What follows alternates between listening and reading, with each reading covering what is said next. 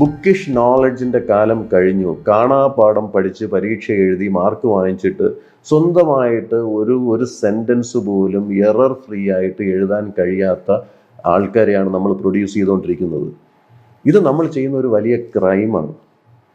യഥാർത്ഥത്തിൽ ഞാൻ സാധാരണ പറയാറുണ്ട്, ഒരു ഡോക്ടറുടെ പിശക് കൊണ്ട് ഒരു രോഗി മരിച്ചു പോയാൽ അതിന് ശിക്ഷയുണ്ട്. പക്ഷെ നമ്മുടെ ഈ എഡ്യൂക്കേഷൻ സിസ്റ്റത്തിൽ ടീച്ചേഴ്സ് പഠിപ്പിക്കുന്ന റോങ് ആയിട്ടുള്ള ഈ മെത്തഡോളജി കൊണ്ട് നമ്മുടെ എൻ്റയർ ഫ്യൂച്ചർ ജനറേഷനെ സ്പോയിൽ ചെയ്യുന്നത് യഥാർത്ഥത്തിൽ ഒരു ക്രൈം അല്ലേ? ഇവിടെ നമ്മൾ ശ്രദ്ധിക്കേണ്ട ഒരു കാര്യം, എഡ്യൂക്കേഷണൽ ഇൻസ്റ്റിറ്റ്യൂഷൻസ്, എല്ലാ എഡ്യൂക്കേഷൻ ഇൻസ്റ്റിറ്റ്യൂഷൻസും ഒരുപോലെ ഇതിനു വേണ്ടിയിട്ടുള്ള എഫേർട്ട് എടുക്കണം. ടീച്ചേഴ്സിനെ എംപവർ ചെയ്യണം.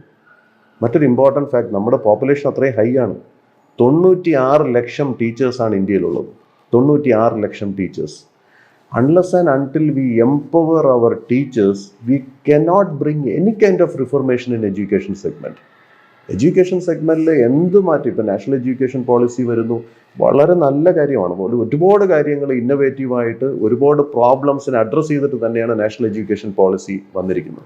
ഇതിൻ്റെ ഇംപ്ലിമെൻറ്റേഷൻ്റെ എവിടെയാണ് ചലഞ്ച്? ടീച്ചേഴ്സിൻ്റെ എംപവർമെൻറ്റ്. കാര്യം ടീച്ചേഴ്സ് ഇപ്പോഴും കൺവെൻഷണൽ മൈൻഡ് സെറ്റിലാണ് നിൽക്കുന്നത്. ടീച്ചേഴ്സ് ഇപ്പോഴും കാണാതെ മെമ്മറൈസ് ചെയ്യാനാണ് പഠിപ്പിക്കുന്നത്. ഇവിടെ മാറ്റം വരേണ്ടത് എവിടെയാണ്? കുട്ടികളെ പ്രാക്ടിക്കലായിട്ട് പഠിപ്പിക്കാനായിട്ട് നമുക്ക് പറ്റണം. എങ്ങനെ നമുക്ക് പ്രാക്ടിക്കലായിട്ട് പഠിപ്പിക്കാനായിട്ട് പറ്റും? ഒരേ ഒരു സൊല്യൂഷനേ ഉള്ളൂ, എക്സ്പീരിയൻഷ്യൽ ലേണിംഗ്. സോ അൺഎംപ്ലോയ്മെൻറ്റിനെ അഡ്രസ്സ് ചെയ്യാനായിട്ട് എഡ്യൂക്കേഷൻ സിസ്റ്റത്തിലാണ് കാതലായിട്ടുള്ള മാറ്റം വരുത്തേണ്ടത്. അവിടെ ടീച്ചേഴ്സിൻ്റെ എംപവർമെൻറ്റ് ഇന്നെവിറ്റബിളാണ്. എഡ്യൂക്കേഷണൽ മെത്തഡോളജി, ഹൗ, ഇപ്പോൾ നമ്മൾ ഒരു ഹോട്ടലിൽ പോയി ഭക്ഷണം കഴിക്കുമ്പോഴത്തേക്ക് ആ ഭക്ഷണത്തിൻ്റെ ടേസ്റ്റ് എന്ന് പറയുന്നത് അതിൻ്റെ ഇൻഗ്രീഡിയൻസ് അല്ല, അതെങ്ങനെ ഉണ്ടാക്കിയെന്നുള്ളതാണ്. ഇതേ ഇൻഗ്രീഡിയൻസ് ഒരുപക്ഷെ ഇതിനേക്കാളും കൂടുതൽ ഇൻഗ്രീഡിയൻസ് വെച്ചിട്ട് മറ്റൊരാൾ ഉണ്ടായിക്കഴിഞ്ഞാൽ ആ ടേസ്റ്റ് കാണണമെന്നില്ല. അപ്പം ഹൗ മേക്സ് ദ ഡിഫറൻസ്. അപ്പം കുട്ടികളെ പഠിപ്പിക്കുന്നത് ഏത് തരത്തിലാകണം എന്നുള്ളതാണ് ഇമ്പോർട്ടൻ്റ് ആയിട്ടുള്ള ഫാക്ടർ. അവിടെ നമ്മൾ എക്സ്പീരിയൻഷ്യൽ ലേണിംഗ് ആണ് ഇനി കൊണ്ടുവരേണ്ടത്. എക്സ്പീരിയൻഷ്യൽ ലേണിംഗ് എന്ന് പറഞ്ഞു കഴിഞ്ഞാൽ പല സ്കൂളുകളും ഞാൻ കാണാറുണ്ട്, ആക്ടിവിറ്റികളിലൂടെ പഠിപ്പിക്കുന്നതിനെയാണ് എക്സ്പീരിയൻഷ്യൽ ലേണിംഗ് എന്ന് പറയുന്നത്. അത് സത്യം പറഞ്ഞാൽ തെറ്റാണ്. അത് ആക്ടിവിറ്റി ബേസ്ഡ് ലേണിംഗ് ആണ്. എക്സ്പീരിയൻഷ്യൽ ലേണിംഗ് എന്ന് പറഞ്ഞു കഴിഞ്ഞാൽ experience based learning which leads to entrepreneurship experience.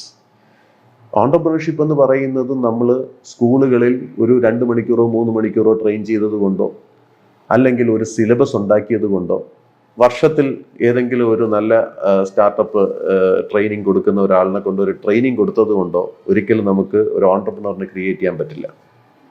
ഒരു ഓൺടർപ്രണറിനെ ക്രിയേറ്റ് ചെയ്യുന്നത് അതൊരു നർച്ചറിങ് പ്രോസസ്സാണ്. ഓൺടർപ്രണറിനെയാണ് ക്രിയേറ്റ് ചെയ്യുന്നതെന്ന് അറിയാതെ നമ്മുടെ സബ്ജക്റ്റുകളിലൂടെ ഓൺടർപ്രണറിയൽ എക്സ്പീരിയൻസ് കൊടുത്തുകൊണ്ട് നമുക്ക് ഓൺടർപ്രണേഴ്സിനെ ക്രിയേറ്റ് ചെയ്യാം.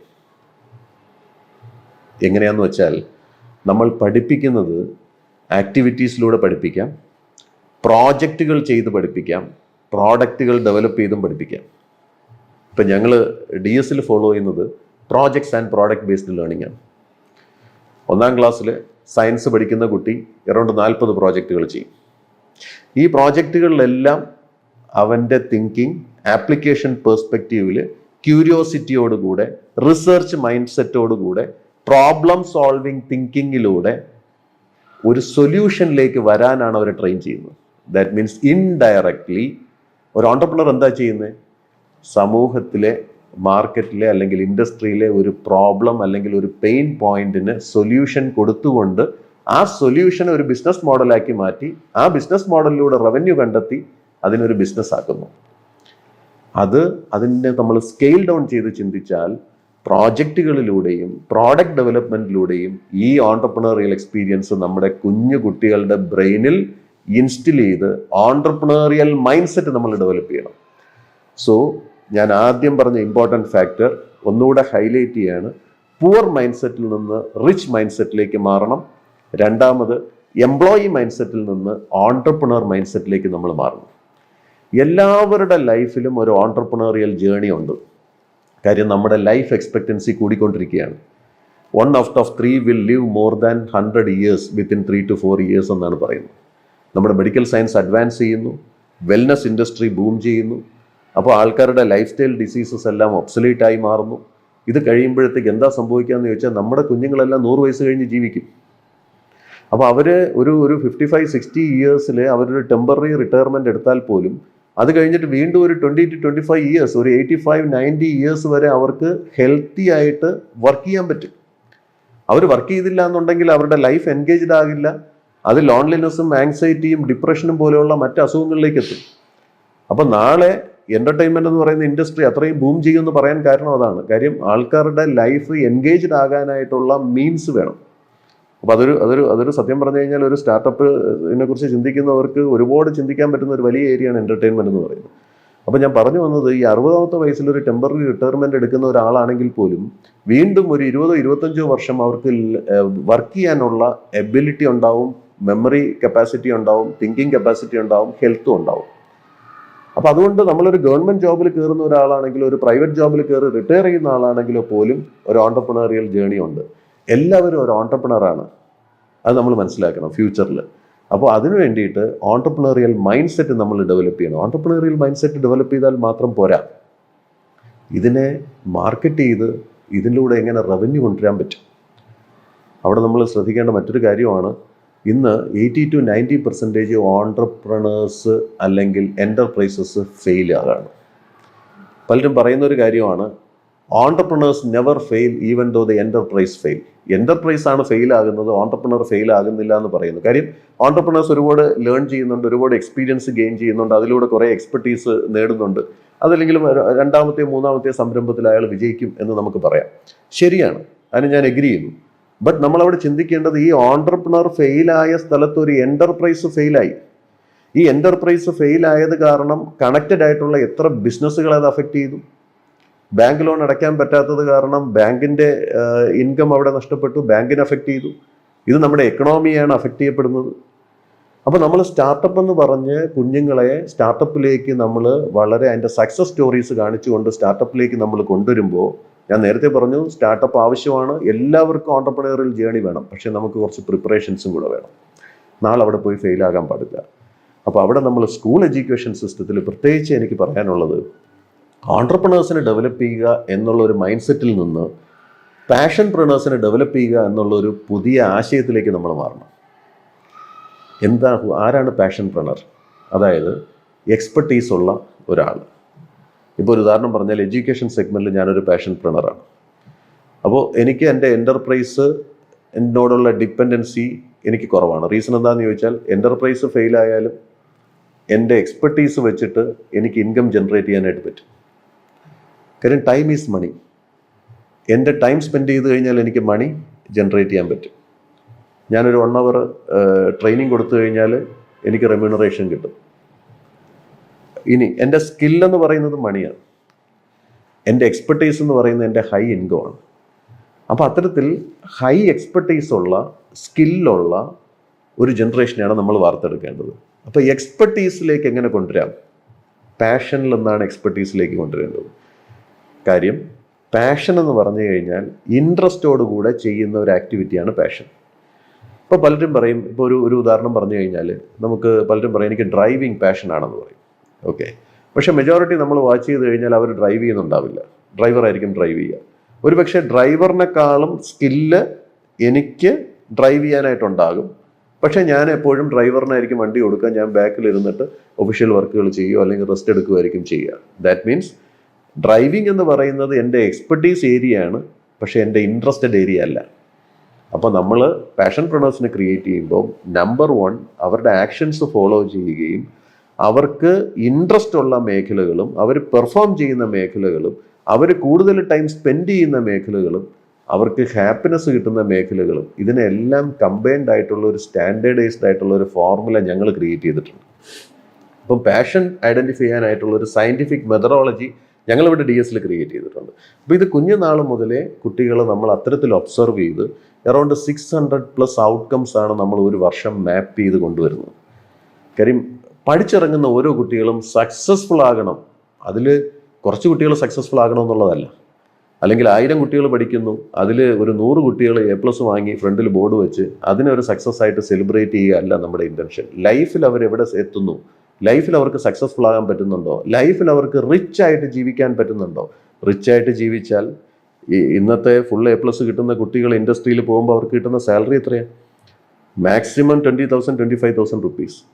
ഇന്നൊരു ഡെയിലി ലേബറിൻ്റെ സാലറി എത്രയാണ്? 1500 എന്ന് പറഞ്ഞാൽ ഒരു ഡെയിലി ലേബർ 25 ദിവസം ജോലി ചെയ്ത് കഴിഞ്ഞാൽ ആൾ ഏൺ ചെയ്യുന്നത് മോർ ദാൻ 35,000 to 40,000 റുപ്പീസാണ്.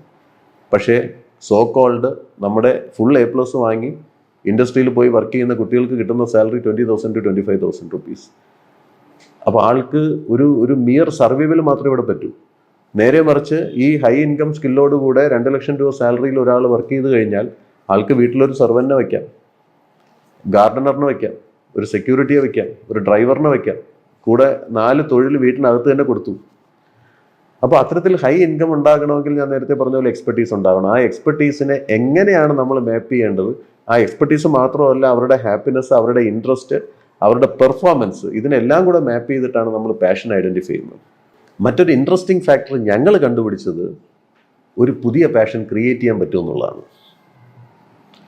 അതായത് പണ്ട് സ്റ്റഡീസ് പറയുന്നത് 89% ആൾക്കാരും അവരുടെ മരണം വരെ അവരുടെ പാഷൻ ഐഡൻറ്റിഫൈ ചെയ്യുന്നില്ല എന്നുള്ളതാണ്.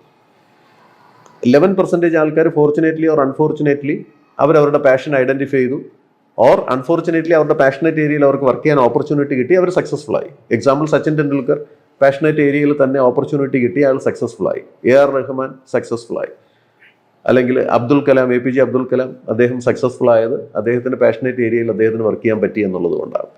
പക്ഷേ മെജോറിറ്റി 89% ആൾക്കാർക്കും ആ പാഷനേറ്റ് ഏരിയയിൽ വർക്ക് ചെയ്യാനുള്ള ഒരു ലക്ക്, ഒരു ഫോർച്യൂൺ കിട്ടാറില്ല. അപ്പോൾ ഇവിടെ ഞങ്ങൾ കണ്ടുപിടിച്ച ഒരു കാര്യം, ഒരു പുതിയ പാഷൻ നമുക്ക് ക്രിയേറ്റ് ചെയ്യാൻ പറ്റും. അവരുടെ ആക്ഷൻസിനെ ഫോളോ ചെയ്യുക, കുട്ടികളുടെ ആക്ഷൻസിനെ ഫോളോ ചെയ്യുക, അവരുടെ സബ്ജക്റ്റുകളിലുള്ള ഇൻട്രസ്റ്റിനെ നമുക്ക് ആ ഡേറ്റ മാപ്പ് ചെയ്തെടുക്കുക. ഓക്കെ, ഇതിൽ അവരുടെ ഹാപ്പിനെസ്സും ഇൻട്രസ്റ്റും മാപ്പ് ചെയ്യണമെങ്കിൽ സബ്ജക്റ്റ് മാത്രം പഠിപ്പിച്ചാൽ പോരാ. ഇപ്പോൾ ഒരു ഉദാഹരണം പറഞ്ഞാൽ, മാത്സിന് 100ന് 100 കിട്ടുന്ന ഒരു കുട്ടിക്ക് മാത്സിന് ഇൻട്രസ്റ്റ് ഉണ്ടോ എന്ന് ചോദിച്ചാൽ ഇല്ലെന്നേ പറയും. അപ്പോൾ സബ്ജക്റ്റിലുള്ള മാർക്കല്ല കുട്ടിയിൽ സബ്ജക്റ്റിലുള്ള ഇൻട്രസ്റ്റ്. അപ്പോൾ അവിടെ അതാണ് പറഞ്ഞ പെർഫോമൻസ് മാത്രം പോരാ. പക്ഷേ ഈ കുട്ടി മാത്തമാറ്റിക്സിൻ്റെ ലാബിൽ നല്ലോണം പെർഫോം ചെയ്യുന്നു എന്ന് വിചാരിക്കുക, മാത്തമാറ്റിക്സിൽ പ്രോജക്റ്റുകൾ ചെയ്യാൻ ആഗ്രഹിക്കുന്നു എന്ന് വിചാരിക്കുക, സൂഡോക്ക് പോലെയുള്ള പസിൽസ് ചെയ്യാൻ ഇൻട്രസ്റ്റ് കാണിക്കുന്നു, അങ്ങനെ ടൈം സ്പെൻഡ് ചെയ്യുമ്പോൾ കൂടുതൽ എനർജി കിട്ടുന്നു, കൂടുതൽ പ്രോബ്ലംസ് സോൾവ് ചെയ്യാൻ ഇൻട്രസ്റ്റ് കാണിക്കുന്നുവെങ്കിൽ ആ കുട്ടിക്ക് ആ സബ്ജക്റ്റിനോട് ഒരു പാഷൻ ഉണ്ട് എന്ന് നമുക്ക് മനസ്സിലാക്കാം. അതിന് ഓപ്പർച്യൂണിറ്റീസ് വേണ്ടേ? നമ്മുടെ ഫ്രണ്ടിൽ 10 ഡിഷ് വെച്ചിട്ടുണ്ട്, ടേസ്റ്റി ആയിട്ടുള്ള ഡിഷ് ഏതാണെന്ന് ചോദിച്ചു കഴിഞ്ഞാൽ 10ഉം ടേസ്റ്റ് ചെയ്താലല്ലേ നമുക്ക് ടേസ്റ്റി ഡിഷ് ഐഡൻറ്റിഫൈ ചെയ്യാൻ പറ്റൂ. അതുപോലെ ഒരു കുട്ടിയുടെ പാഷൻ ഐഡൻറ്റിഫൈ ചെയ്യണമെങ്കിൽ മിയർ അക്കാഡമിക്സ് മാത്രം പോരാ എന്നതാണ് ഞാൻ പറഞ്ഞു വന്നതിൻ്റെ സാരം. അപ്പോൾ എന്തൊക്കെ വേണം? ക്ലബ് ആക്ടിവിറ്റീസ് വേണം, ലാബ് ആക്ടിവിറ്റീസ് വേണം, പ്രോജക്ട്സ് വേണം, പ്രോഡക്റ്റ് ഡെവലപ്മെൻറ്റ് വേണം, എക്സിബിറ്റ് ചെയ്യാനുള്ള ഓപ്പർച്യൂണിറ്റീസ് വേണം, മാത്തമാറ്റിക്കൽ തിങ്കിങ്ങും സയൻറ്റിഫിക് തിങ്കിങ്ങും എവിഡൻസ് ബേസ്ഡ് തിങ്കിങ്ങും ഡെവലപ്പ് ചെയ്യാനായിട്ടുള്ള ഓപ്പർച്യൂണിറ്റീസ് കരിക്കുലത്തിനകത്ത് ക്രിയേറ്റ് ചെയ്യണം. അപ്പോൾ ഒരു സബ്ജക്റ്റിൽ തന്നെ കരിക്കുലർ ആക്ടിവിറ്റീസും കോ കരിക്കുലർ ആക്ടിവിറ്റീസും എക്സ്ട്രാ കരിക്കുലർ ആക്ടിവിറ്റീസും കൂടെ മെർജ് ചെയ്തിട്ട് കുട്ടികളുടെ പെർഫോമൻസിനെയും കുട്ടികളുടെ എബിലിറ്റിയെയും ഇൻട്രസ്റ്റിനെയും ഹാപ്പിനെസ്സിനെയും അവരുടെ ആക്ഷൻസിനെയും ഇതിനെല്ലാം കമ്പൈൻ ചെയ്തിട്ടുള്ള ഒരു സ്റ്റാൻഡേർഡൈസ്ഡ് മെക്കാനിസത്തിലൂടെയാണ് നമുക്ക് പാഷൻ ഐഡൻറ്റിഫൈ ചെയ്യാൻ പറ്റുക. എന്താണ് ഇതിന് എഡ്യൂക്കേഷൻ്റെ പ്രസക്തി? നേരത്തെ പറഞ്ഞു, ഓൺട്രപ്രണേഴ്സ് ഫെയിൽ ആകുകയാണ്. ഗവൺമെൻറ് ജോബിൽ 1% മുതൽ 1.5% വരെ ആൾക്കാർക്ക് മാത്രമേ ഗവൺമെൻറ് ജോബിലേക്ക് പ്രവേശിക്കാൻ പറ്റുന്നുള്ളൂ. പ്രൈവറ്റ് സെക്ടറിലാണെങ്കിൽ ഒരു 10 to 20% ആൾക്കാർക്ക് പ്രവേശിക്കാൻ പറ്റുന്നുള്ളൂ. 83% അൺഎംപ്ലോയിഡ് ആണ്. അപ്പോൾ ഒരേ ഒരു ഓപ്ഷനേ ഉള്ളൂ, ഓൺട്രപ്രണേഴ്സിനെ ക്രിയേറ്റ് ചെയ്യുക. അവിടെ നോക്കിക്കഴിഞ്ഞാലോ 80 to 90% ഓൺട്രപ്രണേഴ്സും ഫെയിൽ ആകുകയാണ്. 90% സ്റ്റാർട്ടപ്പുകളും 5 വർഷത്തിനകത്ത് ക്ലോസ് ഡൗൺ ആകുകയാണ്. എന്തുകൊണ്ടാണ്? പ്രോഫിറ്റബിൾ ആകുന്നില്ല. എന്തുകൊണ്ട് പ്രോഫിറ്റബിൾ ആകുന്നില്ല? പ്രോപ്പറായിട്ട് മാർക്കറ്റ് നീഡിനെ ഐഡൻറ്റിഫൈ ചെയ്യാതെ മാർക്കറ്റിലേക്ക് എൻ്റർ ചെയ്തു. പല സ്റ്റാർട്ടപ്പുകളും ഇൻവെസ്റ്റ്മെൻറ്റിനെ ഡിപ്പെൻഡ് ചെയ്തിട്ടാണ് സ്റ്റാർട്ട് ചെയ്യുന്നത്. ഇൻവെസ്റ്റ്മെൻറ്റ് ഒരിക്കലും ഒരു സ്റ്റാർട്ടപ്പ് ബിൽഡ് ചെയ്യാനോ ഒരു പ്രോഡക്റ്റ് ഉണ്ടാക്കാനോ അതിന് പ്രോഫിറ്റബിൾ ആകുന്നത് വരെ ഒരിക്കലും ഇൻവെസ്റ്റ്മെൻറ്റ് നമുക്ക് കിട്ടില്ല എന്നുള്ള യാഥാർത്ഥ്യം നമ്മൾ കുട്ടികളെ പഠിപ്പിക്കണം. ഇൻവെസ്റ്റ്മെൻ്റ് എന്ന് പറഞ്ഞു കഴിഞ്ഞാൽ സ്കെയിൽ ചെയ്യാനാണ് ഇൻവെസ്റ്റ്മെൻറ്റ്. ഒരു ബിസിനസ്സിനെ ബിൽഡ് ചെയ്യാനായിട്ട് നമുക്കൊരിക്കലും ഇൻവെസ്റ്റ്മെൻറ്റ് നമുക്ക് കിട്ടില്ല. അത് നമ്മൾ തന്നെയാണ് അത് ബിൽഡ് ചെയ്യേണ്ടത്. അവിടെ ഗവൺമെൻറ് സപ്പോർട്ട് നമുക്ക് എടുക്കാം, ഗവൺമെൻറ് ഒരുപാട് സ്കീമുകളിലൂടെയുള്ള സപ്പോർട്ട് നമുക്ക് എടുക്കാം, മുദ്ര ലോൺ പോലെയുള്ള ബാങ്കിൻ്റെ സപ്പോർട്ട് എടുക്കാം. ഇതൊക്കെ നമുക്ക് എടുത്തിട്ട് ബിൽഡ് ചെയ്യാം. ബിൽഡ് ചെയ്ത് പ്രോഫിറ്റബിൾ ആക്കുന്നത് വരെയുള്ള റെസ്പോൺസിബിലിറ്റി എന്ന് പറയുന്നത് ആ ഫൗണ്ടറിന് തന്നെയാണ്. അപ്പം പ്രോഫിറ്റബിൾ ആകാൻ പൊട്ടൻഷ്യലുള്ള പ്രോജക്റ്റുകൾ മാത്രമേ സ്റ്റാർട്ടപ്പുകളിലേക്ക് പോകാൻ പറ്റുള്ളൂ. ഇനി ആ എൻ്റർപ്രൈസ് മുന്നോട്ട് കൊണ്ടുപോകാനുള്ള എല്ലാ എക്സ്പെർട്ടീസ് ഉണ്ടാകണം. പേറോളിലുള്ള മറ്റൊരാളിനെ ഡിപ്പെൻഡ് ചെയ്തിട്ട്, ആ ടെക്നിക്കൽ എക്സ്പെർട്ടീസിനെ ഡിപ്പെൻഡ് ചെയ്തിട്ട് ആ ഇൻസ്റ്റിറ്റ്യൂഷനെ അല്ലെങ്കിൽ ആ സ്റ്റാർട്ടപ്പിനെ മുന്നോട്ട് കൊണ്ടുപോകാൻ തുടങ്ങുമ്പോഴത്തേക്കാണ് അവിടെ ഫെയിലിയർ വരുന്നത്. അപ്പോൾ ഒരു സ്റ്റാർട്ടപ്പിനെ എല്ലാ രീതിയിലും ഒരു ഐഡിയേഷൻ സ്റ്റേജ് മുതൽ അതിനെ പ്രോഫിറ്റബിൾ ആക്കുന്നത് വരെയുള്ള അതിൻ്റെ ഡെവലപ്മെൻ്റ് ആയിക്കോട്ടെ, ഡിസൈൻ ആയിക്കോട്ടെ, പ്രൊഡക്ഷൻ ആയിക്കോട്ടെ, അതിൻ്റെ പ്രോട്ടോടൈപ്പിംഗ് ആയിക്കോട്ടെ, അതിൻ്റെ മാർക്കറ്റിംഗ് ആയിക്കോട്ടെ, അതിൻ്റെ സെയിൽസ് ആയിക്കോട്ടെ, ഈ എല്ലാ കംപ്ലീറ്റ് വാല്യൂ ചെയിനിലുള്ള എക്സ്പെർട്ടീസ് ഉണ്ടാകണം. അവിടെയാണ് entrepreneurial journey is experience based journey. അതെന്ന് പറയുന്നത് സ്കൂളിൽ കുട്ടികൾക്ക് പ്രോജക്റ്റ് ഡെവലപ്മെൻറ്റിലൂടെ, പ്രോഡക്റ്റ് ഡെവലപ്മെൻറ്റിലൂടെ, പ്രോഡക്റ്റ് പിച്ചിങ്ങിലൂടെ ഈ ഓൺടർപ്രണറിയൽ മൈൻഡ് സെറ്റ് അവരുടെ ബ്ലഡിൽ തന്നെ നമുക്ക് കൊണ്ടുവരാൻ പറ്റിക്കഴിഞ്ഞാൽ പിന്നെ ഒരു ചലഞ്ചേ ഉള്ളൂ, മാർക്കറ്റ് ഐഡൻറ്റിഫൈ ചെയ്യാന്നുള്ള ചലഞ്ചേ ഉള്ളൂ.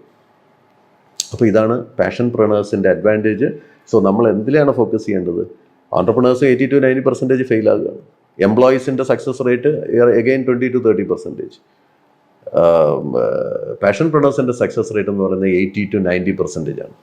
സോ പാഷൻ പ്രേണേഴ്സിനെയാണ് ഇനി ക്രിയേറ്റ് ചെയ്യേണ്ടത്, എക്സ്പേർട്ടുകളെയാണ് ക്രിയേറ്റ് ചെയ്യേണ്ടത്.